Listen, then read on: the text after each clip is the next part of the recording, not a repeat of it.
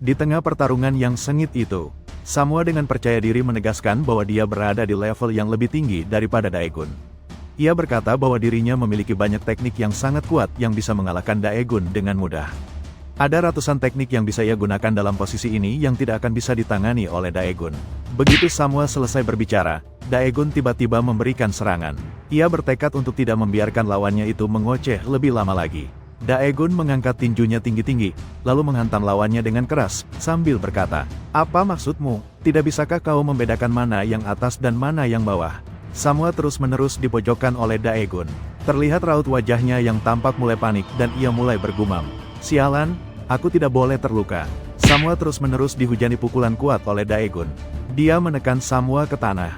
Semua kekuatan dan energi dari lengannya ditekan ke bawah oleh Daegun. Samua terus berpegang pada harapannya. Dalam benaknya ia berpikir, jika Daegun kehilangan keseimbangan, kekuatan pukulannya akan berkurang. Tubuh Daegun tergoyah terus-menerus selama pertarungan. Samua bertekad dengan setiap gerakannya. Ia berpikir bahwa dia akan membalikkan keadaan dengan tekniknya pada saat yang tepat. Langkah pertama dalam rencananya adalah meraih kerah lawannya, kemudian beralih untuk merebut siku. Mata Samua dengan hati-hati mengamati area di sekitar Daegun. Tampak tatapan mata Samua dipenuhi niat licik. Langkah terakhir dalam rencananya adalah mendaratkan tendangan ke kepala Daegun. Kemudian saat lengan Daegun terangkat ke udara, Samua berharap serangan itu dapat melukai Daegun. Namun, semuanya hanyalah isapan jempol dan imajinasi Samua semata. Daegun tampak benar-benar memegang kendali pertarungan. Dia terus melancarkan serangan brutal ke lawannya. Dia menuangkan tekadnya ke dalam setiap pukulan, siap untuk menyelesaikan pertarungan ketika ada kesempatan. Kemudian tatapan Samua tiba-tiba bergeser. Lengannya dengan erat meraih tangan Daegun. Momen itu membuat Samua merasakan gelombang kegembiraan. Dalam hati ia berkata, "Kena, kena." Samua berusaha keras untuk memperpanjang pertarungan. Ia menahan tangan Daegun agar tidak bergerak. Daegun merasakan ini dan ia mulai merasa kesal. Matanya menyipit saat dia menatap tajam ke depan. Lengan Daegun masih dipegang erat oleh pria itu. Samua terlihat tidak berniat melepaskannya. Daegun dapat dengan jelas merasakan bahwa situasi ini tidak dapat berlanjut lebih lama lagi. Dia harus bertindak. Kemudian Daegun melemparkan tinjunya lurus ke wajah lawannya. Pukulan yang menyakitkan itu terlalu berat untuk ditanggung Samua. Pukulan itu membuat tangannya secara naluriah melepaskan cengkeramannya dari Daegun. Kepanikan tampak memenuhi mata Samua. Dia terlihat ketakutan. Dalam benaknya ia berkata bahwa hal seperti ini tidak boleh terus berlanjut. Kemudian ia bertekad untuk mengubah strateginya. Dengan sigap, Samua memutar tubuhnya, menempatkan kakinya tepat di atas Daegun. Daegun segera merasakan niat lawannya, dengan hati-hati membaca pergerakan lawan di hadapannya. Kemudian dia bertanya dengan penuh penasaran, "Kau mau menendangku jatuh? Jangan pernah berpikir tentang itu." Setiap serangan balik yang gagal, Samua disambut dengan pukulan yang lebih menyakitkan. Wajahnya kini berlumuran darah. Meskipun Samua tampak sudah tidak berdaya, Daegun tampak tidak menunjukkan tanda-tanda untuk mengendurkan serangannya. Dia memfokuskan semua kekuatannya, melancarkan pukulan demi pukulan dengan kuat dan presisi. Mata Samua kini dipenuhi amarah saat dia melirik ke sekeliling, tetapi Daegun tidak memperhatikan sikapnya. Dengan insting alaminya, Daegun terus mendaratkan pukulan tanpa henti ke wajah Samua, bergantian dari kanan ke kiri. Pukulan itu secara bertahap turun, menargetkan bagian bawah tubuhnya. Pukulan hiruk-pikuk ini tiba-tiba membuat Samua merasa ketakutan. Apa yang baru saja terjadi? Dia bertanya-tanya bingung dalam hati. Yang Min yang berdiri di luar juga tidak bisa memahami situasinya. Sebuah pertanyaan diajukan kepada Manho. Dia tidak menggunakan teknik apapun. No, Manho mengangguk mengakui. Daegun terlalu luar biasa. Meskipun Manho tidak tahu banyak tentang teknik, dia bisa dengan jelas melihat keunggulan Daegun dalam pertempuran itu. Sunghon yang berdiri di luar bergumam. Pertandingan ini bukan tentang spesialis teknik yang saling bertarung, ini adalah pertarungan antar kekuatan. Mengalahkan ahli teknik, Daegun bahkan tidak perlu menggunakan teknik apapun. Dia hanya mengandalkan kekuatan fisiknya. Sementara itu, Samua selalu mencari cara untuk menggunakan teknik seninya dengan gerakan yang sangat cepat dan hampir sempurna. Tapi Daegun dengan cepat mengerti dan memblokir gerakan lawannya segera. Wajah Sunghon selalu tampak terkejut dan pandangannya tidak pernah lepas mengamati Daegun. Dalam benaknya, Sunghon merasa Samua tampak seperti makhluk lemah yang tidak memiliki kekuatan sama sekali. Ia menggambarkan hal ini seperti mainan yang dilambaikan di depan binatang untuk menarik perhatiannya. Itu seperti kucing yang bermain dengan seutas bulu dan kemudian meratakannya. Kucing itu dengan lembut mengangkat bulunya untuk diperiksa seolah-olah tidak ada yang terjadi. Sunghon memikirkannya tetapi tidak berani melanjutkan. "Ah, tidak, maaf, perbandingan itu tidak cukup tepat." Dia tersenyum dalam hati. Daegun, dia persis seperti rudal yang tidak bisa ditahan oleh dinding manapun. Rudal yang menggunakan pukulan keras untuk menembus dinding manapun. Itu adalah ancaman besar bagi Samwa. Wajah Samwa tampak berdarah dan hanya bisa menatap kosong ke arah depan. Di saat-saat tegang ini, Daegun menjadi lebih percaya diri dan menegaskan, "Aku belum selesai." Melihat Daegun, Samwa sepertinya mengerti kemana arah nasibnya saat ini. Adegan beralih ke sebuah lingkungan di mana suara-suara sangat riuh. Terdengar suara keras yang berkata, "Monster!" Sekelompok anak tampak berkumpul sambil terus berteriak, "Mati! Mati kau, monster!" Momen itu adalah flashback saat Samwa baru berusia 9 tahun. Samwa sangat kesal, kemudian membalas anak-anak itu dengan penuh emosi. "Monster, anak monster, kalian semua bukanlah apa-apa." Anak-anak lain masih tidak mau berhenti. Mereka tidak hanya menghinanya, tetapi mereka juga ingin merobek-robek tubuh Samwa kecil. Kemudian salah satu dari mereka angkat bicara. "Hei, biarkan aku menendang kakinya. Bagaimana kita memastikan dia tidak kabur?" Tindakan negatif terus berlanjut meskipun Samwa terus memohon. "Tolong jangan lakukan ini." Kemudian Samwa menghela napas lelah dan berkata, "Mereka sudah keterlaluan." Tawa bergema di udara. "Hei, dia jatuh. Aku membuatnya jatuh." Namun, pada saat itu Samwa sengaja jatuh. Dia sengaja menerima pukulan dan hinaan dari mereka. "Mati, monster, lihat ini, mati kau, monster." Tiba-tiba, dari kejauhan terdengar suara tas jatuh ke tanah. Suara itu diikuti oleh teguran tajam dari seseorang. Anak-anak yang mendengar itu seketika membeku ketakutan. Dengan panik salah satu dari mereka berteriak, "Sialan, ini buruk, ayo lari." Sesosok baru muncul, dengan marah ia berteriak, "Sebaiknya kalian berhenti sekarang juga."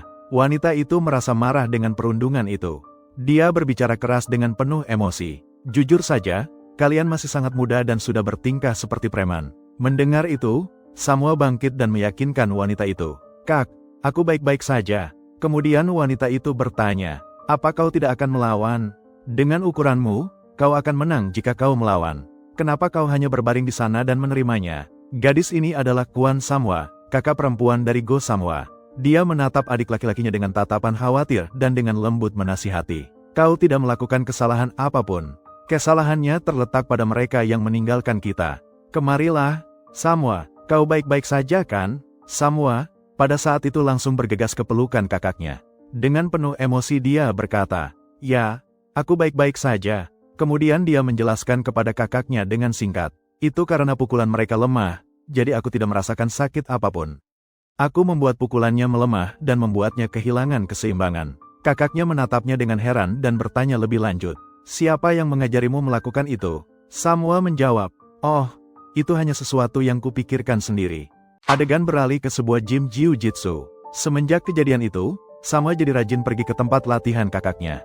Di sana dia belajar banyak hal tentang jiu-jitsu dan dengan bakat yang hebat, ia mampu mempelajari banyak jurus hanya dengan sekali lihat. Dilahirkan dengan fisik yang besar dan kuat, Samwa dengan cepat dapat beradaptasi dan menjadi salah satu murid terbaik di sana. Melihat bakat luar biasa yang dimiliki Samwa, pemilik klub sangat takjub dan memuji Samwa di depan kakaknya. "Jujur aku tidak percaya, apa keluargamu punya gen khusus? Fisik adikmu luar biasa." Hari demi hari terus dilalui Samwa dengan serangkaian latihan keras dari kakaknya. Di sana Samwa menghabiskan banyak waktu berlatih dengan berbagai jenis orang. Dengan bakat alaminya, ia mempelajari semua teknik dari lawan-lawannya tanpa melewatkan satu pun teknik. Saat dia bertarung, dia mempelajari teknik mereka dan menjadikan teknik itu sebagai miliknya. Ia terus mengambil teknik demi teknik dan berlatih tanpa kenal lelah, hari demi hari. Dalam benaknya, ia menggambarkan teknik seperti sebuah batu bata. Sedikit demi sedikit ia menyusun batu bata itu hingga menjadi sebuah dinding kokoh. Namun, sekarang dinding itu hancur.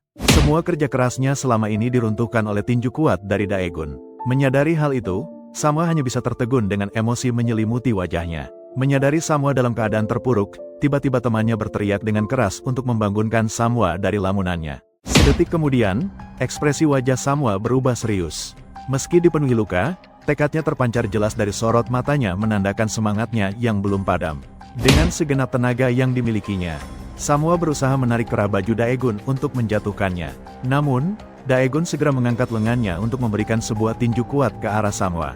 Seketika tinju Daegun dengan cepat melesat ke wajah Samwa, menghasilkan kilatan garis lurus yang berakhir dengan suara benturan keras yang membuat Samwa seketika terlempar ke udara.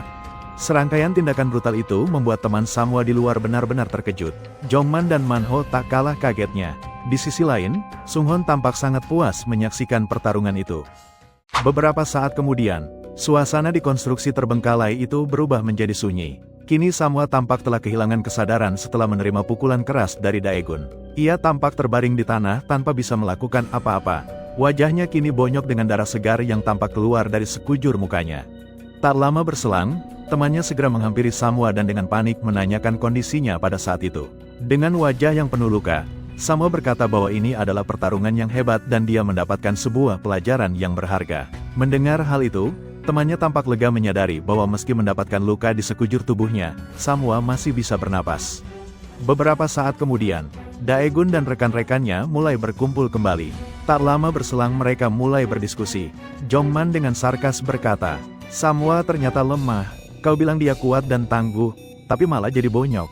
Ho Jong kemudian ikut berbicara, "Apa aku bilang dia seperti Samsak Tinju?" Setelah menyaksikan pertempuran itu, Sunghon berkata dalam hati, Samwa jelas lebih unggul dari orang biasa, tapi Daegun tidak hanya mengalahkannya, rasanya tampak seperti dia mempermainkannya. Sambil tersenyum Jongman memuji Daegun dan berkata, hanya butuh satu pukulan bagi Daegun untuk menjatuhkan Samwa. Kemudian Ho Jong menyela dan berkata, "Tapi dia masih selamat." No Manho menatap Daegun dan berkata, "Kerja bagus Daegun. Rintangan dan masalah tahun pertama telah diselesaikan.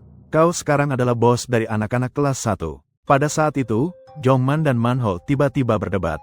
Mereka saling berargumen tentang siapa yang lebih berguna pada pertarungan tadi. Di sisi lain, Sunghon tiba-tiba berkata sesuatu. "Daegun, kau tahu bahwa menjadi kapten anak kelas 1 bukanlah akhir. Ini baru permulaan." Lee Sunghon tampak dengan sengaja memprovokasi Daegun dan ia melanjutkan bahwa masih ada anak kelas 2 yang harus mereka bereskan. Kemudian adegan berpindah. Di suatu ruang kelas yang nampak gelap, seorang pengawas tampak menyadari keberadaan siswa di sebuah lorong kelas. Penasaran dengan adanya siswa yang masih berada di sekolah pada malam hari, ia kemudian bertanya kepada murid itu, "Kenapa kau belum pulang?" Mendengar hal itu, tampak Minsu dengan ekspresi ketakutan. Kemudian dia segera berbalik untuk memberikan alasan.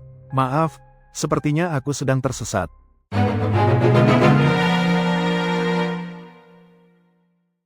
Saat malam tiba, suara-suara siswi terdengar dari bawah, mereka saling bertanya, "Apa yang harus kita lakukan sekarang?"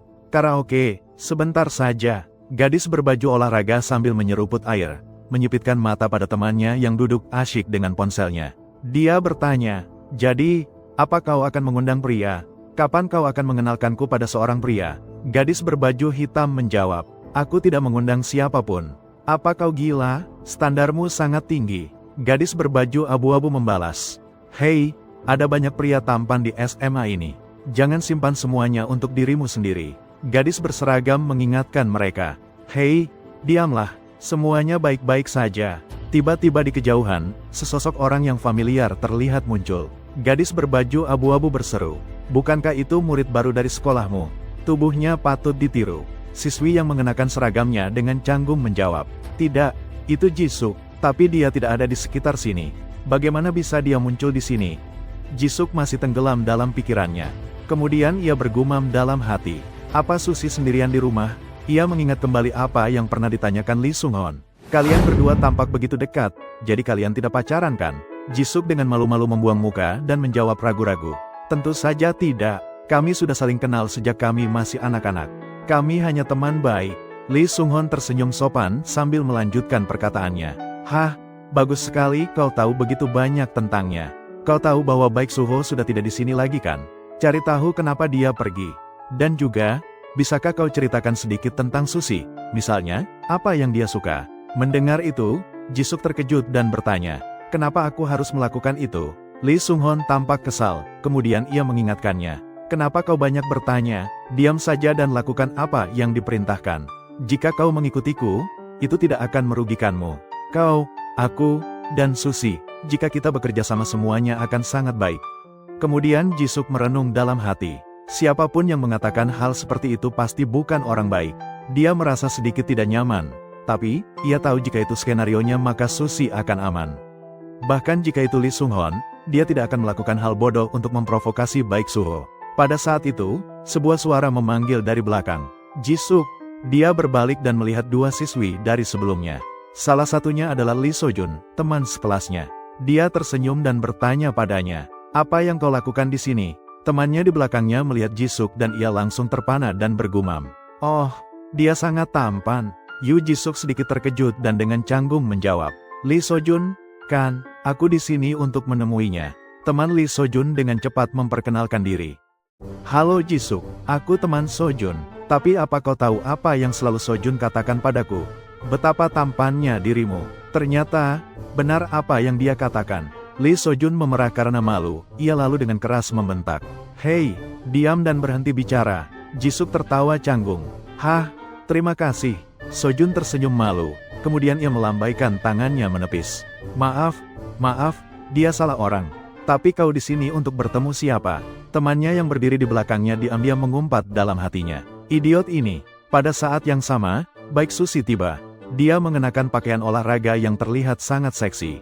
Terlihat lekuk tubuhnya yang menggoda, wajah kecil dengan mata bulat besar. Setelah melihat kedua siswi itu, dia tampak sedikit bingung dan bertanya, "Jisuk, ada apa? Bukankah kau bilang kau akan bersama seseorang?" Jiuk dengan cepat berbalik untuk menjelaskan, "Aku baru saja bertemu mereka dalam perjalanan untuk menemuimu." Ketika Lee Sojun melihat Sushi, dia tampak sedikit grogi. Kemudian dia mencoba bersikap normal dan tersenyum sambil berkata, "Oh, jadi ini Sushi. Hai Sushi." Teman di belakangnya tampak kesal dan berkata, "Ada apa? Siapa Sushi itu?" Kemudian dia memasukkan tangannya ke dalam saku, tampak sedikit kesal, dan kemudian berkata kepada Lee Sojun, "Kenapa nama itu terdengar familiar? Bukankah kau bilang dia kekasihmu? Hubungan macam apa yang mereka miliki? Kenapa mereka bertemu pada jam segini? Dan dia berpakaian terlalu seksi." Kemudian dia melanjutkan, "Lee Sojun, kurasa kau pernah menyebut namanya sebelumnya. Apakah itu ratu atau semacamnya? Kalau tidak salah ratu lebah ya?" Mendengar itu, Lee Sojun mulai memarahi rekannya dan menyuruhnya untuk segera berhenti. Kemudian Baik Sushi memiringkan kepalanya dan dengan nada menyindir bertanya, "Hei, kenapa kau berbisik di sampingnya? Lihat sikap itu, cepat keluarkan tanganmu dari saku." Teman Lee Sojun kemudian mengerutkan keningnya, ia tampak kesal dan siap melawan balik. "Apa kau bicara tentang aku? Kenapa aku harus mengikutimu?" Sushi tidak menjawab, dia hanya menatap tajam teman Lee Sojun. Tatapan itu benar-benar menakutkan. Teman Lee Sojun mencoba membalas tatapan itu, tetapi raut matanya dipenuhi rasa ketakutan. Beberapa saat kemudian, Lee Sojun yang berdiri di samping mereka mulai merasa khawatir. Melihat ini, Jisuk dengan cepat berbicara kepada Baik Sushi, "Aku tidak di sini karena mereka. Kita tidak bersama, jadi jangan khawatir. Ayo kita keluar dan bicara." Kemudian dia meletakkan tangannya di atas punggung Baik Sushi. Namun, Baik Sushi tiba-tiba mencengkram tangan Jisuk yang membuatnya kesakitan. Jisuk berteriak, ia meminta Sushi untuk segera melepaskannya. Namun, Baik Sushi mengabaikannya, ia tetap fokus pada teman Sojun dan mengulangi perkataannya sekali lagi. "Apa yang kau lakukan? Apa kau tuli?" Mendengar itu, teman Lee Sojun merasa semakin kesal. Tatapan matanya dipenuhi oleh emosi yang bisa meledak kapan saja. Teman Lee Sojun tampak dengan enggan mengeluarkan tangannya dari sakunya. Setelah merasa puas, Sushi kemudian berbalik dan menarik Jisuk pergi. Dengan nada kesal ia berkata kepada Jisuk, "Ayo pergi, ada apa? Jika ini omong kosong, kau pasti akan menyesal." Di sisi lain, teman Lee Sojun mengertakkan gigi dan dengan marah bertanya kepada Lee Sojun, "Siapa orang gila itu? Aku akan memanggil kakakku untuk menanganinya." Sementara itu, Lee Sojun hanya punya satu pikiran yang melintas di benaknya. Apa hubungan sebenarnya antara mereka berdua? Tak lama berselang, Baik Sushi dan Jisuk berjalan beriringan. Baik Sushi memulai percakapan dan bertanya, "Jadi, bagaimana dengan kakakku?" Mendengar pertanyaan itu, Jisuk tampak gugup. Kemudian dia bertanya tentang keberadaan Baik Suho yang sudah lama tak terlihat. Baik Sushi menjawab dengan santai, "Aku tidak tahu kemana dia pergi. Dia tidak memberitahuku kapan akan kembali." Jisuk merasa cemas, ia mengerutkan kening dan bertanya, "Untuk berapa lama?" Baik Sushi memasang ekspresi berpikir dan berkata, "Sebulan, 2 bulan, atau setahun. Aku tidak tahu. Dia tidak memberitahuku kemana dia pergi." Jisuk dengan canggung melanjutkan, "Begitu, itu bisa lebih dari sebulan. Berbahaya bagimu jika sendirian. Aku bisa membantumu dengan itu." Sebelum dia bisa menyelesaikan kalimatnya, Sushi segera memotongnya. "Jangan main-main denganku, kamu gak mau berurusan dengan kakakku kan?" Mendengar hal itu, ekspresi wajah Jisuk berubah menjadi geram. Dia mengertakkan gigi dan bergumam pelan dalam hati. Dari tadi dia terus membicarakan tentang Daegun. Jisuk kemudian mengumpulkan semua keberaniannya dan bertanya pada Baik Sushi. Apa kau suka Daegun? Kau bilang kau tidak suka Kwon Daegun, tapi sekarang kau suka ya? Baik Sushi tampak tersipu malu, ia terlalu malu untuk mengakuinya. Kemudian dia bergegas maju dan memukul dada Jisuk. Kau, apa yang kau bicarakan? Aku akan mengatakannya lagi. Aku tidak menyukainya. Jisuk mengerutkan kening, ia membuang muka dan menjawab. Aku hanya bercanda, jangan khawatir, Daegun adalah bos kelas 1 sekarang. Apa yang perlu kau khawatirkan? Setelah mendengar itu, Baik Sushi menutup mulutnya dan berpikir dalam hati. Ya ampun, secepat itukah? Di lain tempat, kegelapan telah menyelimuti sekolah. Satpam botak itu melambaikan tangannya untuk mengucapkan selamat tinggal. Baiklah, ayo, hati-hati di jalan pulang. Siswa laki-laki itu membungkus sopan dan menjawab. Ya, terima kasih, Paman. Minsu berjalan pulang dengan langkah lambat, kemudian ia mengirim SMS dari ponselnya. Dia menelepon seseorang. Kemudian telepon berdering di seberang sana. Seorang gadis langsing yang sedang berolahraga terlihat menjawab panggilan itu. Halo, Minsu, ada apa? Setelah mendengar situasi di seberang sana, dia mengangguk berulang kali. Oke, kedengarannya bagus. Aku akan memeriksanya sekarang juga dan mendapatkan tanggapan dari Daegun. Baiklah, aku mengerti. Gadis itu kemudian menutup telepon dan melanjutkan larinya. Tampak satu tangan mengatur rambutnya, namun mulutnya masih menjawab telepon lainnya. Baiklah, aku mengerti. Kau bicara sedikit cepat. Bisakah kau pelan-pelan sedikit? Minsu menggaruk kepala. Ia nampak ragu-ragu berkata, Hah, apa itu benar-benar peranku? Baiklah, aku akan melakukan yang terbaik. Sementara itu, manajer Lee tampak telah menyelesaikan olahraganya dan akan segera pergi. Kemudian ia mengakhiri percakapan. Oke, urus pekerjaanmu. Aku akan meneleponmu kembali nanti. Selamat tinggal. Beberapa saat kemudian, di sekolah semua orang saling berbisik satu sama lain. Hei, apa kau sudah dengar? Daegun adalah bos kelas 1 sekarang. Daegun tampak berjalan menyusuri lorong. Ia menerima tatapan penasaran, beberapa di antaranya dipenuhi kekaguman. Kemudian tiba-tiba tampak dua siswa laki-laki yang sedang berbicara satu sama lain. Hei, dia benar-benar pandai berkelahi, tapi dia juga sangat buruk dalam belajar. Di dalam kelas, Kim Duan meletakkan tangannya di pinggul dan memerintahkan siswa lain untuk menulis di papan tulis. Terlihat jauh lebih baik kan? Dan pastikan untuk menambahkan kata keren di akhir nama Daegun. Tidak, tunggu. Tambahkan lebih banyak ekspresi menyenangkan daripada hanya karakter keren. Ngomong-ngomong, bukankah tulisan tangannya tampak sedikit miring? Tiba-tiba Daegun berada di belakang Kim Duan. Kemudian dia berbisik kepada Kim Duan, hapus sekarang. Kim Duan seketika terkejut. Ia melompat dan berseru kaget, Daegun, kapan kau sampai di sini? Tanpa jeda, Kim Duan berbalik dan menunjukkan ekspresi ceria. Ia berkata kepada Daegun, Selamat Daegun, kau telah menjadi bos kelas 1. Mulai sekarang, aku akan membantumu dengan kemampuanku. Mendengar hal itu, Daegun nampak tidak senang. Kemudian dia bertanya, di mana Lee Sung-hon? Kim Duan tampak bingung dan menjawab, Lee Sung-hon? Sesaat kemudian, Kim Duan menundukkan kepalanya sedikit dan raut wajahnya tampak kecewa. Kemudian Kim Duan menjawab pertanyaan itu dengan nada rendah. Dia mungkin di suatu tempat. Aku akan segera meneleponnya. Di SMA Teknik Bangun, Cha Jin-woo berkata, pada akhirnya, orang itu akhirnya menjadi bos kelas 1. Kemudian seseorang menjawab, bukankah itu sudah jelas? Aku belum pernah bertemu orang sekuat dia. Cha Jin-woo mengangguk setuju. Orang itu adalah monster. Pria dengan mata juling itu menggaruk kepalanya dan dengan jujur dan berkata, aku bahkan tidak ingat bagaimana dia mengalahkanku hari itu. Pada saat yang sama, lorong di luar ramai dengan aktivitas para murid. Yang Ginmo membuka pintu kelas dan berteriak, Bos, selamat, kau telah menjadi bos sekolah yang baru. Daegun merasa sedikit terganggu. Dia memberi isyarat agar Yang Ginmo merendahkan suaranya. Yang Ginmo dengan canggung berbalik dan bertanya pada yang lain. Hei, apa dia agak sibuk? Kita dekatkan. Hehe. Daegun tampak sedang berbicara dengan Lee Sung-hon. Ia merasa sedikit pusing. Kemudian perlahan Daegun berkata, aku menyuruhnya libur hari ini. Tidak tahu kenapa dia terseret ke dalam ini. Tapi sekarang, ini jadi masalah semua orang. Kemudian seseorang tiba-tiba menyela perkataan Daegun. Jangan terlalu bangga pada dirimu sendiri hanya karena kau telah menjadi bos kelas 1. Baik Sushi datang dengan tiba-tiba. Ia menyilangkan tangannya dan masuk dengan angkuh. Kemudian dia berkata kepada Yang Ginmo, jangan menghalangi jalanku. Kempeskan perutmu, gendut. Yang Ginmo hanya bisa menjawab dengan lirih sebelum menyingkir. Baik Susi kemudian berjalan lurus ke arah Daegun dan melanjutkan. Ku dengar kau menjadi bos kelas 1, jadi ku ucapkan selamat. Tapi kenapa kau tidak terlihat bahagia? Oh, benar, hanya menjadi bos kelas 1. Apa yang perlu dibanggakan? Kemudian Daegun menjawab, wajahnya tampak agak kesal. Namun, dalam benak Susi dia mencoba menahan ekspresinya. Ayo, tahan kegembiraanmu. Jika aku mengabaikan apa yang telah dia lakukan, mungkin dia akan lebih memperhatikanku. Berlawanan dengan asumsi Susi, Daegun tampak tidak memperhatikannya sama sekali dan ia terus mengobrol dengan Lee Sung-hon. Ini membuat baik Susi merasa malu. Dia meraih keras Daegun dan berkata, "Hei, kau, apa kau mengabaikan apa yang kukatakan?" Tarikan itu tiba-tiba itu menyebabkan beberapa kancing Daegun lepas, memperlihatkan otot-otot Daegun yang begitu indah sehingga membuat orang lain terkesan.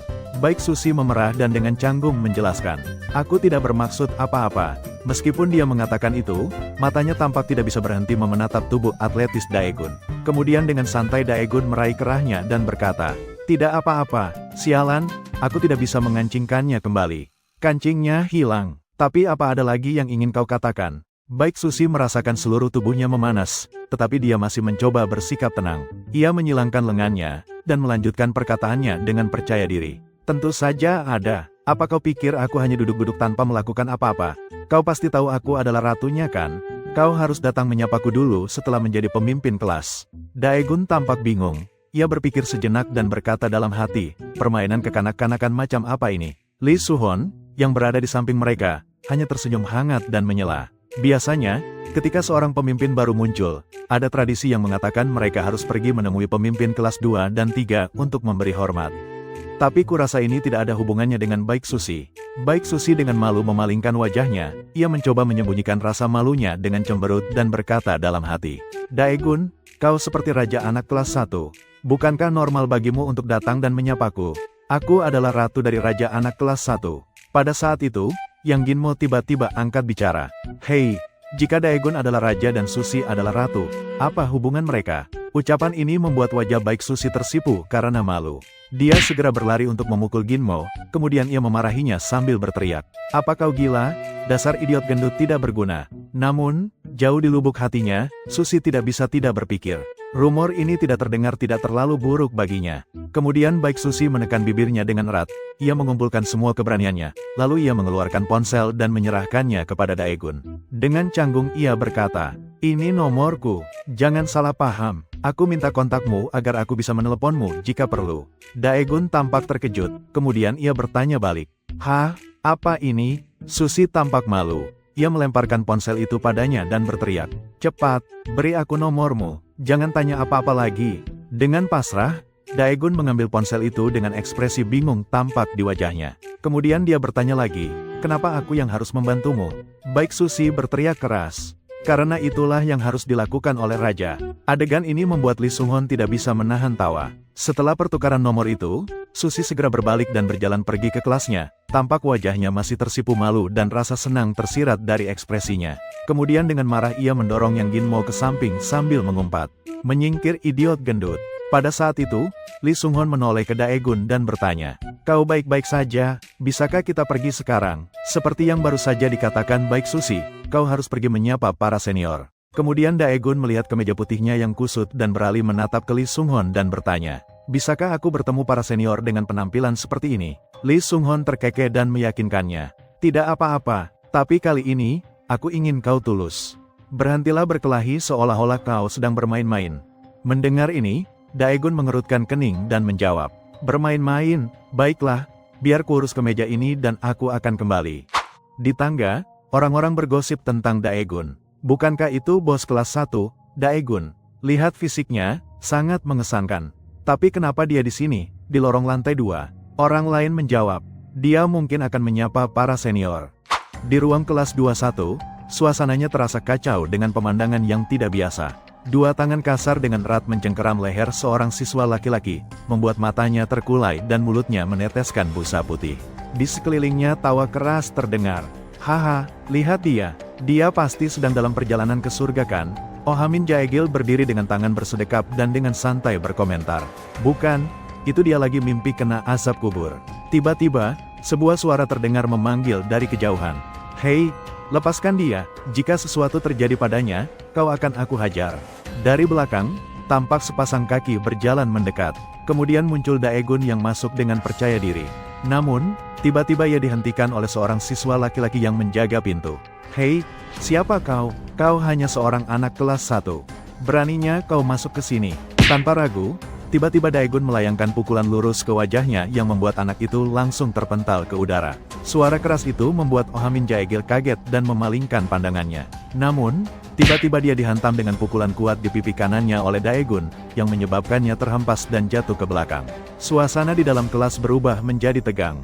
Para siswa berdiri membeku, mereka tidak berani bergerak. Dengan tenang, Daegun tampak merapikan kerahnya dan bertanya, "Bujang Inam, apa kau anak buah Oh Min Jaegil?" Di dalam ruang kelas, suasana terasa semakin tegang. Dengan sorot mata tajam, Daegun bertanya, "Apakah kau Oh Jaegil, ketua kelas 2? Aku datang kemari untuk memberikan salam." Mendengar itu, beberapa siswa di dalam kelas mulai menatap Daegun dengan ekspresi marah. Salah satu dari mereka tampak geram, lalu berteriak kasar pada Daegun. "Apa kau sudah gila? Mana ada salam yang seperti itu?" Namun, sekejap kemudian, siswa itu langsung dipukul Daegun dengan keras, membuatnya seketika terlempar jatuh ke sudut ruangan kelas. Di sisi lain, seorang siswa kekar berseragam putih tampak terkejut. Dengan penuh emosi, dia segera mengepalkan tangan kanannya untuk menyerang Daegun. Serangan itu tampak lambat. Daegun dengan cepat berhasil mendaratkan pukulannya tepat di perut siswa itu, bahkan sebelum dia sempat melayangkan serangannya sendiri. Pukulan itu sangat kuat, membuat siswa itu seketika jatuh ke lantai sambil memegangi perutnya untuk menahan rasa sakit. Dari sudut ruangan, Oh Jaegil berusaha untuk kembali bangkit setelah menerima pukulan mendadak dari Daegun. Dengan tatapan sinis, dia bergumam, "Apa kau tidak tahu siapa aku?" Sambil membaca catatan di layar ponselnya, Daegun menjawab dengan nada sinis, "Oh Jaegil, anak kelas 2, dikenal suka memalak dan suka membuli. Dasar kau bujang inam, kau tipe orang yang suka merampas hak orang lain, ya. Padahal sudah kuingatkan berkali-kali untuk tidak meminta uang perlindungan kepada para murid." Tak terima dengan perkataan Daegun, Oh Jaegil dengan cepat mengepalkan tangannya, bersiap memberikan pukulan. Namun sebelum serangan itu sampai, Daegun seketika memberikan tendangan tepat di betis Oh Jaegil. Tendangan itu membuatnya langsung kehilangan keseimbangan dan merasakan sakit yang luar biasa. Tak berhenti sampai di situ, Daegun kemudian mencengkeram kepala Oh Jaegil dan menghantamkannya ke dinding kelas. Hantaman itu terasa sangat kuat, hingga membuat dinding kelas retak karenanya. Melihat kejadian itu, salah satu murid tampak terkejut. Dia menyaksikan Oh Jaegil dijatuhkan dengan begitu mudah oleh Daegun. Matanya melotot, menunjukkan ekspresi tidak percaya dengan apa yang sedang terjadi. Setelah menjatuhkan Oh Jaegil, Daegun menoleh kepada murid yang menjadi korban perundungan itu, sambil menanyakan kondisinya. Dengan ekspresi cemas, murid itu merasa lega di dalam hatinya karena telah diselamatkan oleh Daegun. Namun, dia juga berpikir, apapun bentuknya, kekerasan bukanlah hal yang patut dibanggakan. Beberapa saat kemudian, seorang murid gendut yang mengenakan kalung masuk ke dalam kelas. Dia seketika terkejut melihat pemandangan para murid yang telah babak belur dihajar oleh Daegun. Menyadari keberadaan musuh di depannya, dia segera mengeluarkan pisau dari sakunya dan berlari menerjang Daegun. Dengan ekspresi aneh, pria itu hendak menyerang sambil berkata mengancam, "Kalau kau mau datang ke sini, harusnya mengabari dulu, supaya aku bisa mengasah pisauku terlebih dahulu." Melihat hal itu, Daegun dengan cepat mengambil kursi yang ada di dekatnya. Dengan kursi itu, Daegun menghantam murid tersebut dengan keras, sebelum dia sempat menyerang dengan pisaunya. Setelah serangan itu, Daegun berkata dengan keren, "Apa gunanya aku memberitahumu?" Murid gemuk itu kemudian bangkit, dengan ekspresi kesal yang terpancar jelas di wajahnya. Namun, Daegun dengan cepat memberikan tendangan lurus ke perut anak itu sambil berkata, "Kau lebih baik pergi ke kantin saja, babi gemuk." Tendangan keras dari Daegun seketika membuatnya terlempar jauh ke sudut ruangan.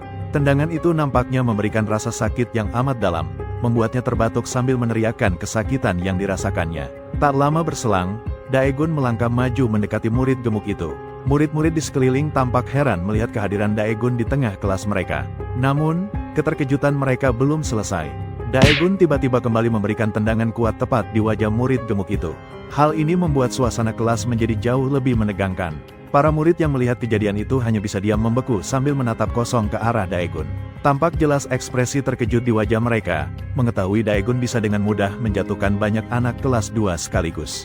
Menyadari dirinya kini menjadi pusat perhatian, Daegun menoleh ke arah mereka dengan aura mengancam. Dia mengintimidasi mereka dengan berkata, "Aku datang ke sini untuk memberikan salam kepada anak kelas 2. Jadi, kalian pergi saja, jangan mengganggu urusanku di sini." Sementara itu, Lee Sung-hoon sedang berjalan menyusuri lorong sambil berpikir dalam hati. Hanya karena mereka berada di kelas yang lebih tinggi, bukan berarti mereka memiliki lebih banyak kekuatan. Terkadang, kegagalan hanyalah bagian dari permainan. Dia perlahan-lahan menaiki tangga, penasaran untuk melihat bagaimana Daegun menangani situasi ini. Dalam benak Lee Sung-hoon, sebuah pertanyaan muncul. Bagaimana jika Daegun melawan seluruh bos di sekolah ini? Bahkan jika lawannya adalah Baek Suho. Tidak peduli seberapa terkenalnya dia, jika satu orang menjadi musuh seluruh sekolah, apakah itu akan membawa manfaat? Atau hanya akan mendatangkan lebih banyak masalah? Pikirannya berlanjut. Tetapi, bagaimana jika dia benar-benar muncul? Aku bahkan belum pernah bertemu dengannya. Bisakah Kwon Daegun menanganinya? Dia bergumam pada dirinya sendiri. Daegun, jika kau ingin sekolah ini damai, maka buatlah menjadi sempurna. Lee Sung-hoon pun menjulurkan kepalanya untuk melihat. Di sana, Daegun sedang menghadapi sekelompok anak laki-laki kelas 2. Mereka adalah tipe yang biasanya hanya mengandalkan status senioritas mereka. Salah satu pria yang lebih besar berteriak, "Apa yang kau lakukan? Apa kau gila? Ini adalah area kelas 2. Daegun tidak merespons. Dia hanya menyeringai pada dirinya sendiri. Dalam benaknya, dia berpikir, "Hah, kalian anak-anak nakal ini, apa kalian benar-benar berpikir bisa membuat masalah untukku? Aku akan membuat kalian menyadari satu hal. Kalian hanyalah mangsa, dan tanggung jawabku adalah membereskan para perundung seperti kalian." Seorang pria nekat bergegas maju untuk menyerang. Daegun tetap tenang, lalu berkata dengan lembut, "Semakin agresif dirimu, semakin cepat kau akan gagal." Setelah berkata demikian, Daegun langsung menamparnya dengan keras di wajah. Pada saat yang sama, seorang pria lain menyerang dari belakang. Daegun segera berbalik, lalu memberikan sebuah pukulan uppercut. Anak laki-laki itu langsung roboh ke tanah, tidak sadarkan diri seketika. Tanpa sedikit pun keraguan, Daegun dengan tenang berjalan ke kelas berikutnya. Di dalam, suasana dengan cepat berubah menjadi kacau. Teriakan dan umpatan mulai bergema dari dalam ruangan. "Sialan, apa yang coba dilakukan bajingan ini?" Begitu ucapan itu selesai, siswa laki-laki pertama langsung dilempar keluar dari kelas oleh Daegun. Ruangan itu tetap kacau, dengan teriakan yang terus bergema. "Jatuhkan dia, sialan, kepung dia cepat." Kebisingan itu berlanjut untuk beberapa saat, sebelum tiba-tiba menjadi hening. Kemudian, siswa terakhir akhirnya dilempar keluar dari kelas. Daegun melangkah keluar, dia sama sekali tidak terluka. Sambil memegang ponselnya, dia bergumam, "Baiklah, kelas kedua sudah selesai. Selanjutnya adalah Kim Samuel dari kelas 3 kan?" Kemudian dia memasuki kelas 3 dengan perlahan lalu bertanya, "Siapa di sini yang bernama Kim Samuel?" Tanpa peringatan, seorang siswa laki-laki yang memegang kursi langsung menerjang Daegun.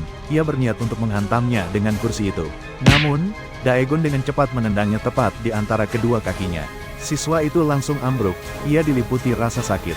Melihat itu, Daegun melanjutkan dengan pukulan cepat ke wajahnya sambil berkata dengan santai, "Maaf soal itu, aku tidak mau menggunakan gerakan ini, tapi situasi memaksaku untuk memakai teknik Manho."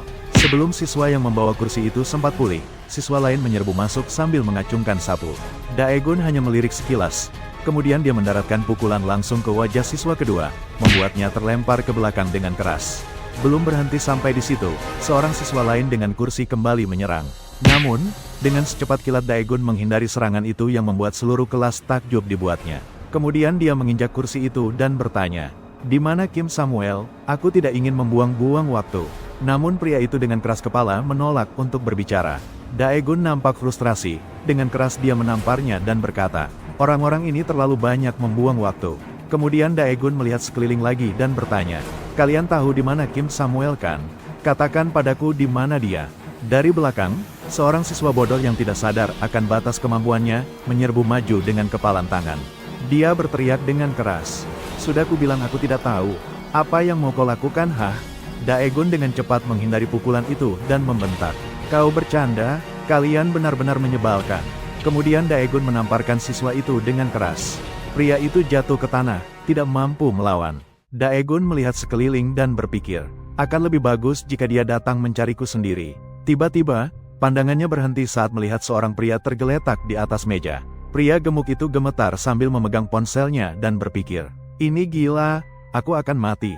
Bajingan itu, orang macam apa dia?" Pria gemuk itu mengirim pesan pada Ju Gongmiang, "Kau di mana? Ada anak kelas 1 yang mencarimu." Ju Gongmiang membalas. Sialan, kau serius? Pria gemuk itu hendak mengetik sesuatu. Namun, tiba-tiba dia merasakan ada yang tidak beres. Kini Daegun sudah berdiri di sebelahnya. Daegun bertanya dengan nada mengancam, "Hei, kau sedang mengobrol dengan siapa?" Pria gemuk itu tampak ketakutan dan bingung, kemudian dia menjawab, "Tidak, bukan siapa-siapa." Daegun melirik layar ponsel itu dan melanjutkan, "Apakah itu orang yang bernama Ju Gongmiang?" Pria gemuk itu menatap Daegun dan dengan canggung menjawab, "Ya, itu dia." Daegun bisa langsung tahu dari ekspresinya. Dia menghela napas dan berkata, "Dasar bodoh, akui saja, tidak perlu membuatnya rumit." Kemudian Daegun merangkulkan lengannya di bahu pria gemuk itu dan memujinya, "Seharusnya kau bilang dari awal. Aku sangat mendukungmu sekarang. Semuanya baik-baik saja. Panggil semua orang ke sini sekarang juga. Cepat." Pria gemuk itu berkeringat gugup. Ia nampak gemetar saat mengiyakan permintaan Daegun. Beberapa saat kemudian, di ruang kelas anak tingkat 1, terdengar suara bisik-bisik. Minsu, sambil memegang ponselnya, melangkah keluar ruangan dan berkata, "Halo, seharusnya kau tidak meneleponku saat aku di sekolah, kau tahu. Tapi, ada apa?" Manajer Lee di seberang sana menjawab, "Aku ingin bicara tentang Daegun, orang yang bertanggung jawab atas kelompok perundung." Sebelum Minsu bisa menjawab, seseorang di sisinya tiba-tiba berteriak, "Tunggu sebentar." Yang Men dan Bang Hojong tampak masuk dari luar. Mereka melihat Minsu bertingkah aneh. Dengan nada menggoda, mereka bertanya kepada Minsu, "Hei, kau bicara dengan siapa? Apa kau punya pacar?" Minsu belum sempat menjelaskan dan keduanya sudah berbalik untuk berjalan pergi. Kemudian Jongman berseru, "Ruangan ini bau, kita harus membersihkannya lebih baik setiap kali kita datang ke sekolah." Manho mengikutinya dari belakang, ia nampak penasaran di mana Daegun berada. Minsu tampak memperhatikan semua orang pergi, lalu kembali berbicara dengan manajer. "Ya, target berikutnya adalah anak-anak kelas 2. Tapi mungkin butuh waktu lebih lama. Mereka tidak seperti anak-anak kelas 1. Minsu terus melihat sekeliling dengan gugup, ia tampak khawatir seseorang akan memperhatikannya. Kemudian dia menghela napas dan melanjutkan. Sebagian besar anak kelas 1 cenderung bertindak sendiri. Mereka tidak punya kelompok, jadi lebih mudah ditangani dan butuh waktu lebih sedikit. Tapi anak-anak kelas 2 biasanya tetap bersama dalam kelompok. Kelompok mereka berfungsi seperti satu organisme tunggal, selalu saling membantu untuk menjatuhkan lawan. Sementara itu, geng The Wei sedang berjalan bersama di lantai 2. Ju Gongmiang membuka pintu dan melangkah masuk ke dalam kelas. Di hadapannya, terbaring sekelompok orang yang tergeletak di lantai tampak tidak sadarkan diri. Daegun sedang duduk dengan nyaman di atas meja bersama pria gemuk yang tampak sekarang jadi pelayannya. Setelah melihat Ju Gongmiang datang, Daegun nampak memprovokasinya. "Hei, kau terlambat, apakah karena uang?" Mendengar hal itu, Ju Gongmiang merasakan amarahnya memuncak di dalam dirinya. Dia melihat anak buahnya yang tidak sadarkan diri dan mengertakkan gigi. "Apa yang kau lakukan? Beraninya kau mengacau dengan anak-anak kelas 2 tanpa rasa takut?" Daegun dengan dingin menjawab, "Ya, memangnya kenapa? Tapi jangan hanya berdiri di luar sana. Masuk dan bicara sebentar."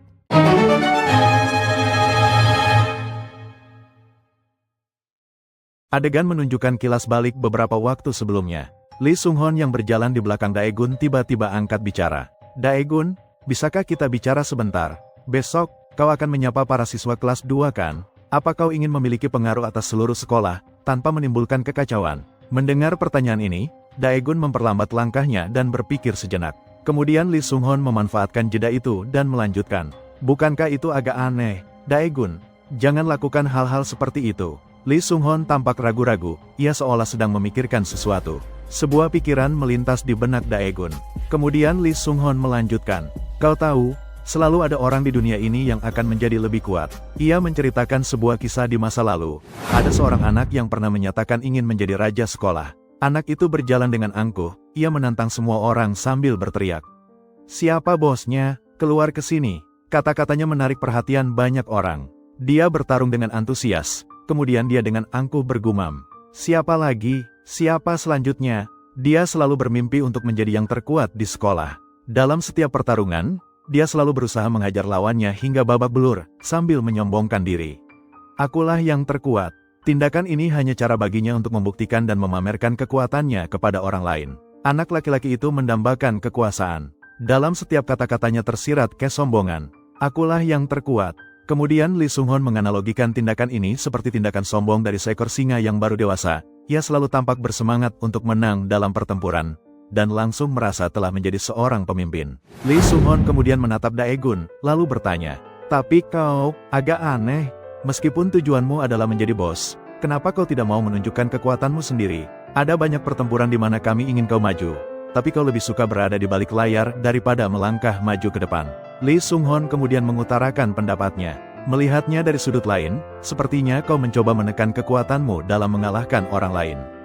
Jadi kupikir, tujuanmu menjadi bos bukanlah untuk membual atau pamer kekuatan, melainkan karena alasan lain. Jika kau ingin mengalahkan perundung karena hal-hal yang terjadi di masa lalu, kau bisa menjadikan perundung itu sebagai sekutumu layaknya kisah di sebuah komik. Tapi dengan cara ini, mungkin saja kau sedang dalam sebuah misi." Daegun kemudian mendekat, ia meletakkan tangan di bahu Lee Sung-hon dengan ekspresi serius. Suaranya lembut saat dia mengingatkannya, "Kau seharusnya hanya mengatakan apa yang perlu kau katakan. Kau terlalu bertele-tele, sulit untuk dimengerti." Lee Sung-hon memperhatikan setiap reaksi dari Daegun. Tatapannya penuh penilaian saat dia bergumam, "Aku tidak tahu apa tujuanmu, dan aku tidak ingin tahu. Tapi, keinginan untuk mengalahkan para perundung menjadi satu-satunya kesamaan kita." Lee Sung-hon kemudian mengeluarkan sebuah ponsel kepada Daegun. Dengan nada serius dia berkata, "Bisakah kau melihat catatanku sebentar? Aku sudah membuat beberapa catatan untuk membantumu. Anggap saja ini sebagai versi ringan dari Death Note." Setelah berbicara, Lee Sung-hon menyerahkan ponselnya kepada Daegun bersama dengan sebuah pengingat. "Ini adalah daftar tugas yang perlu kau selesaikan. Besok kau punya waktu 1 hari. Daegun menatap tajam ke ponsel. Awalnya dia tampak bingung, tapi setelah melihat isi dari catatan itu, dia langsung mengerti apa yang sedang terjadi. Orang bernama Lee Sung-hon ini benar-benar tangguh. Dia seakan-akan memerintah Daegun dan berkata, "Setidaknya besok, Daegun harus bertarung dengan perundung kelas 2 dari sekolah ini. Kalahkan geng The Way, ini jadwalmu." Dalam benaknya, Daegun merasa seperti sedang diatur Lee Sung-hon. Tatapannya tampak tidak nyaman bertanya kepada Lee Sung-hon tentang apa maksud dari semua ini. Kembali ke tengah ketegangan di dalam ruang kelas, Ju Gongmiang yang bersama bawahannya saat ini tampak sedang menggerutu. Dia berjalan dengan angkuh sambil berkata, "Bahkan dalam situasi sulit, menyelamatkan seseorang merupakan bentuk dari belas kasih. Sebagai siswa kelas 2, ini adalah sesuatu yang seharusnya bisa kulakukan." Kemudian dengan angkuh Ju Gongmiang berkata kepada Daegun, "Aku akan memberi pelajaran kepada para murid bodoh ini." Ju Gongmiang berpura-pura bersimpati dan berbicara, "Kasihan sekali anak itu, biarkan saja dia." Di sudut lain, Daegun nampak tetap duduk dengan percaya diri. Kemudian Daegun dengan percaya diri menantang Ju Gongmiang. "Mendekatlah sedikit kemari." Pria gemuk itu tiba-tiba didorong ke depan oleh Daegun, dan dia sontak bergumam kaget. "Apa yang kau lakukan?" Dengan santai, Daegun menginstruksikan, "Kau maju duluan." Tiba-tiba, Daegun memukulnya dengan keras tepat di perutnya. Nampak wajahnya membengkak setelah menerima pukulan pertama dari Daegun. Mungkin karena fisiknya yang lemah, pria itu roboh sambil memegangi tubuhnya setelah menerima satu pukulan dari Daegun. Orang-orang lain menyerbu maju dengan agresif sambil berteriak, "Jangan halangi aku, minggir, bagaimana kau masih bisa seperti ini saat aku di sini?" Tetapi sebelum mereka bisa menyelesaikan kalimat mereka, pria itu sudah dijatuhkan Daegun dengan satu serangan. Suasana menjadi kacau saat mereka saling bertabrakan, masing-masing dari mereka jatuh ke tanah satu persatu. Daegun menggunakan lengannya yang kuat untuk mengangkat lawan. Tindakan itu membuat wajah lawannya menjadi pucat karena ketakutan. Kemudian dia melepaskan serangkaian pukulan kuat. Masing-masing pukulan bergema di udara, seketika membuat lawannya jatuh ke lantai tampak tak berdaya. Orang lain berdiri di kejauhan terus mengejek rekan satu tim mereka. "Bodoh, kenapa kau menjulurkan wajahmu untuk menerima pukulan? Jika jalannya terhalang, kau bisa naik ke atas meja, idiot." Mengikuti saran dari orang di belakang, salah satu murid segera naik ke atas meja. Kemudian Daegun mengamati semua gerakan lawannya dari belakang. Dia dengan cepat menjulurkan kakinya untuk menjegal lawan-lawannya. Pria itu tampak lemah, hanya dengan sedikit goyangan meja dari Daegun, dia seketika jatuh ke depan. Wajahnya tampak kosong karena terkejut. Memanfaatkan kesempatan itu, Daegun segera melayangkan pukulan lurus ke wajah pria itu dengan kuat. Menyaksikan rekan satu tim mereka dipukuli, tampak ekspresi wajah mereka justru menjadi lebih bersemangat untuk menyerbu dan menyerang Daegun. Namun, Daegun menyambut mereka dengan serangan balasan yang kuat yang tidak dapat mereka blokir. Ketegangan di tempat itu terasa makin memuncak. Para penonton nampak terkejut, mulut mereka ternganga, tidak bisa berkata apa-apa. Mereka mencoba mencari cara untuk melarikan diri dari Daegun. Kemudian salah satu dari mereka berteriak, "Jalan ini diblokir, lewat pintu belakang." Merasa ketakutan dalam situasi saat ini, pria gemuk itu berlari untuk menyelamatkan diri. Ia nampak bingung dan tidak tahu kemana harus pergi. Kemudian saat dia berlari, tiba-tiba sebuah kepala muncul dan menghalangi jalannya dari jendela. Kepanikan terus memuncak, mereka segera mengubah arah dengan tergesa-gesa sambil mendesak satu sama lain. Kemudian pria gemuk itu memimpin jalan dan berlari dengan terburu-buru. Tetapi baru beberapa langkah, ekspresi wajahnya berubah menjadi kebingungan. Matanya menyaksikan pemandangan yang menakutkan di hadapannya. Seketika seluruh kelompok itu terlempar ke belakang, tubuh mereka terguling sebelum jatuh ke tanah. Daegun tidak menunjukkan tanda-tanda akan memberikan belas kasih. Dia terus mengejar yang tersisa, mencengkeram senjatanya dengan erat kemudian menarik lawannya. Pria itu terlalu terkejut untuk bereaksi tepat waktu, ia nampak tidak bisa menangani situasi.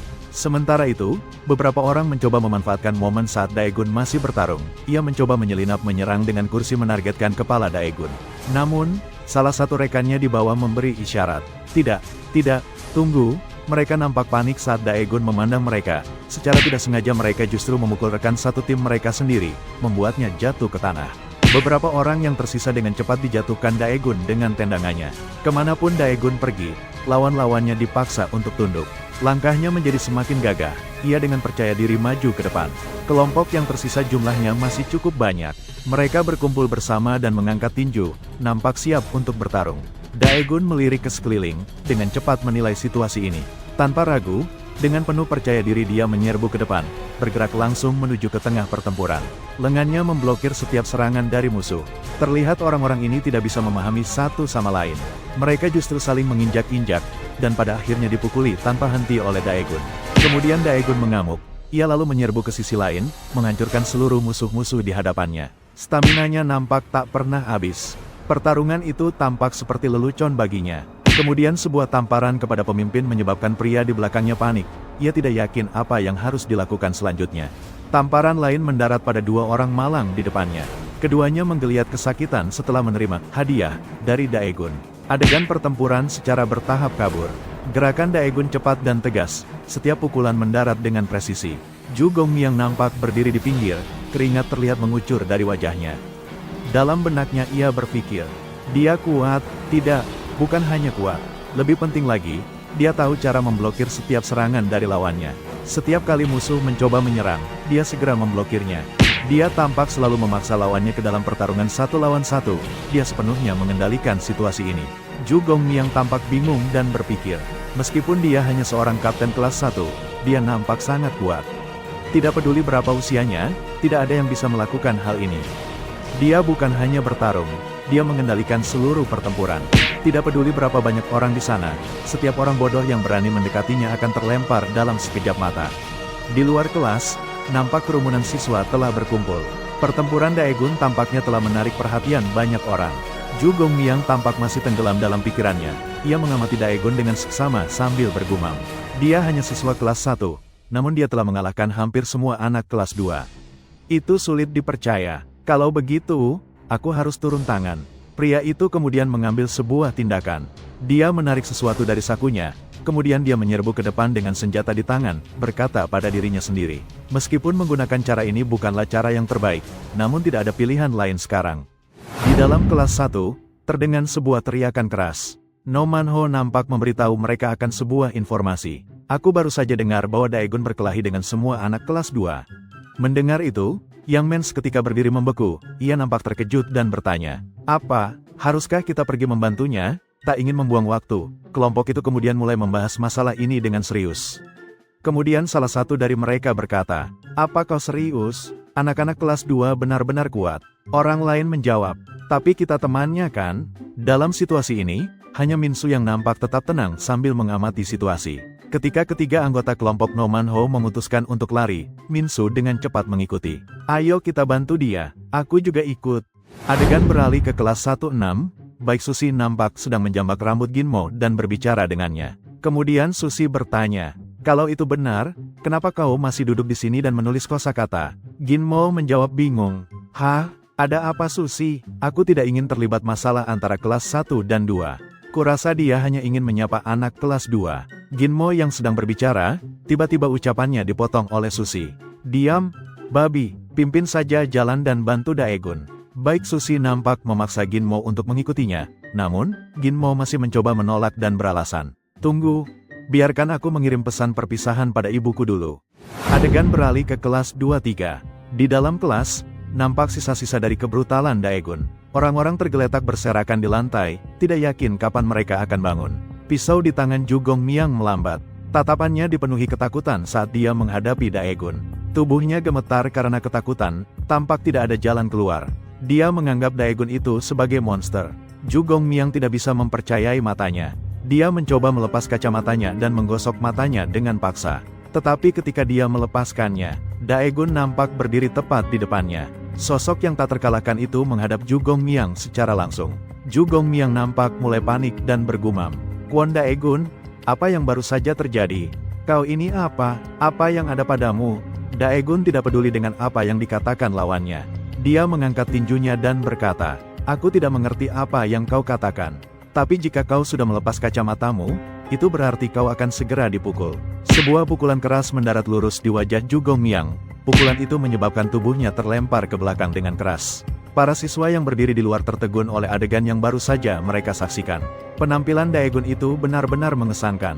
Dalam sekejap mata, dia telah menjatuhkan seluruh kelompok siswa kelas 2 dengan sangat mudah. Di sisi lain, teman-temannya nampak bergegas mendekat. No Manho dengan canggung bertanya, "Kau sudah selesai?" Tanpa menunggu jawaban Daegun, dia melirik ke arah Ju Gongmiang yang terbaring tak bergerak di tanah.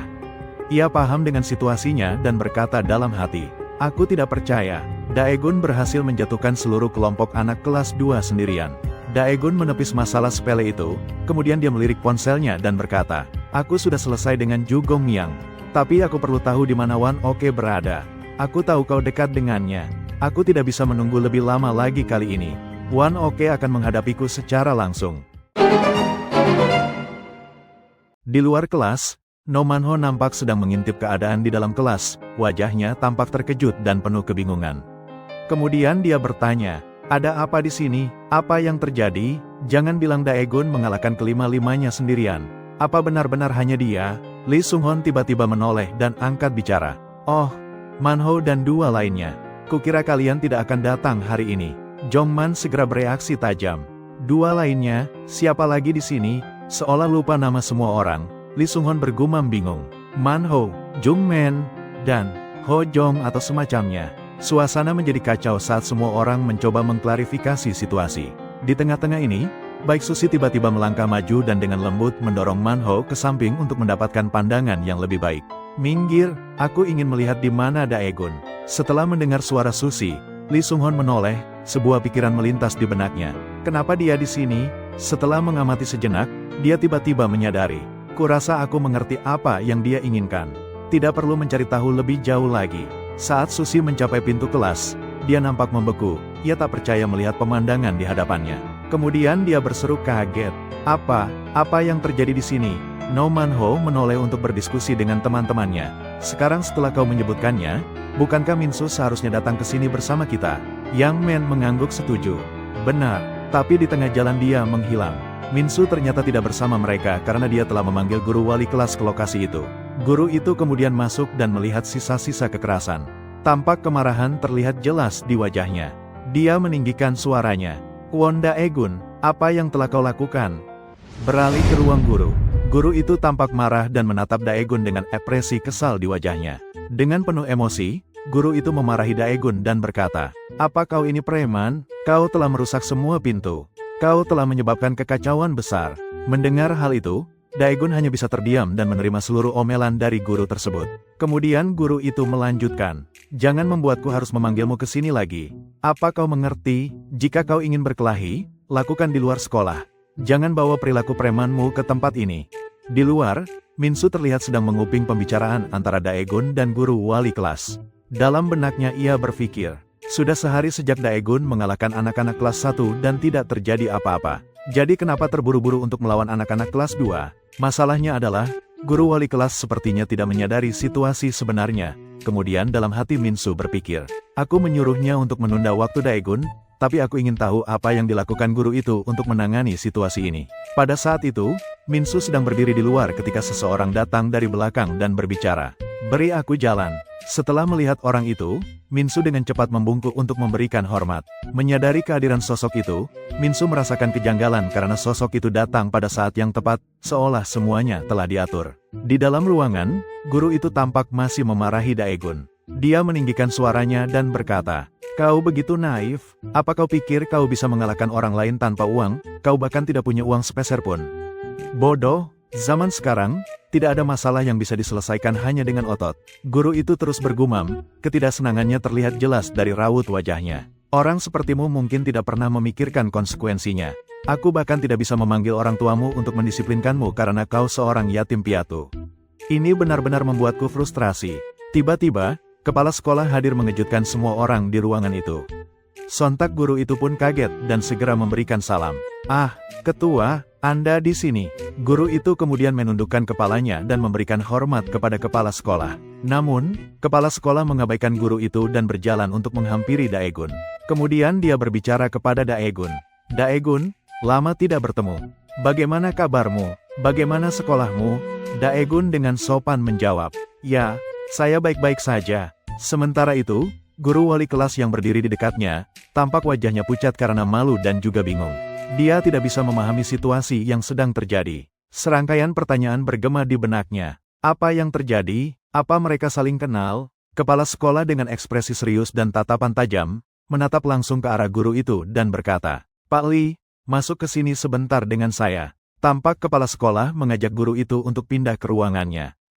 Adegan kemudian beralih ke dalam kantor kepala sekolah, tampak Pak Li saat ini sedang menundukkan kepalanya dengan begitu rendah hingga hampir menyentuh karpet. Kemudian suara kepala sekolah terdengar tegas. "Kau seharusnya mengajar para siswa dengan rasa kasih sayang. Tidakkah menurutmu akan lebih baik membiarkan anak itu pergi daripada memarahinya hanya karena dia tidak punya uang?" Mendengar hal itu, Pak Li menundukkan kepalanya dan menjawab, "Ya, Pak, Anda benar sekali." Meskipun dia tampak patuh, dalam hati guru itu merasa geram. "Sialan, siapa Kwon Daegun itu? Aku sudah menyelidiki secara menyeluruh. Dia tidak punya kerabat, hanya seorang anak yang dibesarkan di panti asuhan. Bagaimana mungkin dia mengenal kepala sekolah?" Sementara itu, Daegun hanya berdiri diam sambil mengamati kejadian yang sedang berlangsung. Ia mendengar setiap kata yang diucapkan kepala sekolah dengan seksama. "Perlakukan Daegun dengan baik. Apa kau mengerti maksudku? Hanya dengan begitu aku akan menganggapmu sebagai manusia." Mendengar hal itu, Pak Li hanya bisa menundukkan kepalanya sambil mengangguk. "Ya, saya telah menghafal instruksi Anda, Pak." Kepala sekolah tidak melepaskannya. Dia meletakkan tangannya di bahu Pak Li dan menambahkan, "Ngomong-ngomong, bagaimana dengan tugas yang kuminta?" Pak Li membungkuk lebih rendah lagi dan menjawab dengan lembut, "Aman, Pak, tidak ada masalah sama sekali." Daegun hanya bisa berdiri diam dalam suasana tegang itu. Ia merasa bahwa situasinya agak aneh. Dia tidak yakin apakah pikirannya benar. Suara itu terus bergema di telinga Daegun. "Baiklah, kau boleh pergi sekarang." Kemudian Daegun dapat dengan jelas merasakan bahwa situasi ini sama sekali tidak normal. Ada sesuatu yang sangat tidak biasa antara presiden dan guru itu. Setelah guru wali kelas itu pergi, kepala sekolah berbalik untuk berbicara dengan Daegun. "Daegun, ini pertama kali kau bertemu denganku di ruang konferensi membahas proyek itu, kan?" Tanpa memberi Daegun kesempatan untuk menjawab, dia melanjutkan tatapan yang serius. "Mari kita bicara, Daegun." Sementara itu, di kelas 23 dari tahun kedua, suasana masih terasa kacau. Orang-orang nampak masih terbaring tak sadarkan diri di lantai, udara terasa menjadi semakin menyesakan. Pada saat itu, kacamata Ju Gongmiang jatuh ke tanah, suara panik terdengar dari ruangan itu. "Hah, temanku, Ju Gongmiang, sahabatku." Namun, di sana tampak Ju Gongmiang terbaring tak sadarkan diri di lantai, tertidur lelap seolah tidak terjadi apa-apa. Ketika Jaok tiba, dia juga terkejut melihat Ju Gongmiang terbaring seperti itu. Amarahnya memuncak hingga urat di dahinya berdenyut. Kemudian dia bertanya, "Apa yang terjadi? Bagaimana bisa berakhir seperti ini?" Kim Samuel, yang berdiri dari belakang mulai angkat bicara. "Itu semua karena Kwon Daegun dari kelas 1. Mendengar ini, Jaok menjadi semakin penasaran dan bertanya pada Kim Samuel, "Kenapa kau tampak baik-baik saja?" Kim Samuel menjawab dengan tenang namun tegas, "Oh, aku sedang di luar saat itu." Dia sengaja menghindari masalah tetapi melanjutkan berbicara seolah-olah dia orang baik. "Ini salahku, tapi bagaimana denganmu? Di mana kau? Ini tidak akan terjadi jika ketuanya tidak hilangkan." Mendengar hal itu, ekspresi wajah Jaok berubah menjadi tegang. Suaranya tertahan dan dipenuhi kejengkelan. "Kurasa kau tahu, aku kembali setelah menyaksikan eksekusi Baik Suho." Kim Samuel tampak menjadi lebih penasaran dan menjawab, "Hah, jadi dia merencanakan ini karena dia tahu kau akan absen. Aku ingin tahu anjing mana di geng kita yang memberinya informasi itu." Seketika, tatapan Jaok menjadi dingin. Tampak seluruh tubuhnya memancarkan rasa amarah yang tak tertahan. Kim Samuel kemudian dengan hati-hati bertanya, "Kau mau kemana?" Sambil berjalan pergi, Jaok berkata dengan bijak, "Tempatkan dirimu di posisi orang lain untuk dapat memahami kondisi mereka." Sementara itu, Daegun sedang berhadapan dengan seorang pria yang selalu berbicara dengan penuh misteri. Kepala sekolah itu kemudian angkat bicara. "Preman melenyapkan preman, ini ide manajer Lee kan? Menggunakan preman untuk melenyapkan kekerasan sekolah. Bukankah itu agak kekanak-kanakan?" Namun, pada akhirnya ekspresinya seketika berubah. Kata-kata berikutnya keluar dengan teriakan bersemangat. "Tapi aku sebenarnya merasa itu menarik. Karena ini, aku mengalami saat-saat yang menyenangkan. Aku bahkan hampir lupa tentang proyek ini karena aku belum melihat laporan khusus." Kemudian dia menyeringai dan berkata, "Aku sangat sibuk belakangan ini. Meskipun aku menikmatinya, jangan lupa aku juga orang yang sangat ambisius." Kemudian pria tua itu menggebrak meja dengan keras. Tampak ekspresi wajahnya berubah serius. Dia berkata dengan tegas, "Seorang pria yang ingin mencapai banyak hal dalam hidup harus merampok dan menghancurkan orang lain. Hal ini diperlukan untuk meningkatkan nilainya sendiri. Kau bisa melakukannya jika kau tahu bagaimana bekerja dalam diam. Orang sepertimu seharusnya mengerti apa yang kukatakan kan?" Kepala sekolah menunjuk langsung ke arah Daegun dan memerintahkan, "Kau harus menjatuhkan mereka semua." Mendengar hal ini, Daegun tampak acuh pada omong kosong filosofis itu. Kemudian dengan santai dia bertanya, "Bagaimana dengan masalah pintu yang rusak?" Kepala sekolah segera menjawab dengan nada meyakinkan, "Jangan khawatir, kenapa kau peduli tentang itu? Apa kau pikir sekolah ini milik orang lain?" Kemudian dia menunjuk papan nama di atas meja, yang dengan jelas berbunyi, "Jo Kim Young." Semuanya berada di bawah kendali Jo Kim Young. Sementara itu, di kelas 1, keributan tampak tengah terjadi. Terdengar suara seseorang yang mengumpat, "Sialan, babi itu." Jongman berusaha sekuat tenaga untuk menghentikan Hoyang. "Sudah kubilang jangan makan nasi." No Manho, yang duduk di dekatnya tampak dengan segera menengahi. "Cukup, berhenti membuat kekacauan." Jongman nampak merasa frustrasi. Kemudian dia mengungkapkan perasaannya, "Serius, aku harus membelinya sekarang." No Manho tampak cemas, ia kemudian mendesaknya, "Cepatlah, kelas akan segera dimulai." Mengikuti kata-kata temannya, Jongman bergegas membuka pintu kelas. Namun, begitu pintu itu terbuka, sesosok tubuh yang sangat besar muncul di hadapannya. Itu, tidak lain adalah Won Jao. Postur tubuhnya yang berotot benar-benar membuat Jongman merasa terintimidasi dan terpaku. Wajah Won Jao memancarkan kekesalan yang luar biasa, dengan aura membunuh seolah-olah dia ingin melahap lawannya hidup-hidup. Yang Min berdiri membeku ketakutan. Matanya terpaku, suaranya terbata-bata. Apa itu asap yang keluar dari tubuhmu? Kau benar-benar tidak seharusnya semarah itu." Meskipun Jongman mencoba menenangkan situasi, Won Jao tidak bisa mengendalikan sifat brutalnya. Seketika, sebuah pukulan lurus melayang. Pukulan itu begitu kuat hingga membuat wajah Yang Men membengkak. Darah serasa mengalir deras ke otaknya, membuat seluruh tubuhnya memerah. No Manho dan Hoyang yang menyaksikan adegan mengerikan itu terjadi dalam sekejap segera bergegas mendekat. Wajah mereka dipenuhi kekhawatiran. Yang Min, Won Jao tidak melepaskannya. Dia terus mencengkeram kepala dan leher Yang Min. Sementara itu, dia berbicara dengan dingin, suaranya dipenuhi filosofi. "Perbuatan baik menghasilkan buah yang baik, perbuatan jahat menghasilkan pembalasan yang buruk. Konsekuensi dari tindakan seseorang, itulah yang disebut karma." Hoyang merasa kesal, bergumam, "Apa-apaan yang dia bicarakan?" No Manho merasakan bahwa situasi ini mulai di luar kendali. Tatapan seriusnya mengingatkan Hoyang, "Berikan senjatanya, cepat." Seketika, keduanya sudah bersenjata dan siap menghadapi lawan mereka.